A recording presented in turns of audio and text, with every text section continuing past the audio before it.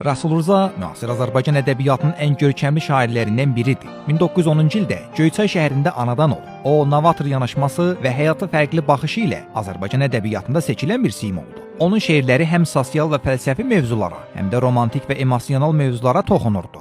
Rəsul Rza Azərbaycan ədəbiyyatında yeni şeirin öncüllərindən biri olub və sərbəst forma vasitəsilə dərin məzmunları ifadə edirdi. Onun şeirlərində Tanrı mövzusu ciddi yer tutur və Tanrı ilə dialoq tez-tez işlənən mövzulardan biridir. Rənglər, insan və dünya kimi şeirlər şairin əsas şeirlərindəndir. Rəsul Rzanın həyat yoldaşı Nigar Rəfibəyli Azərbaycanda milli şair adına sahib olan ilk qadın şairlərdən olmuşdu. O, uzun illər Azərbaycan Yazıçılar Birliyinə rəhbərlik etmiş və poeziya və ədəbiyyatın inkişafı üçün çalışmışdı. Hazırda bu ünvan onun oğlu Anar tərəfindən davam etdirilir. Rəsul Rza 1981-ci ildə vəfat edib. Lakin onun şeirləri müasir Azərbaycan ədəbiyyatının öyrənilməsində ən vacib əsərlərdən hesab olunur.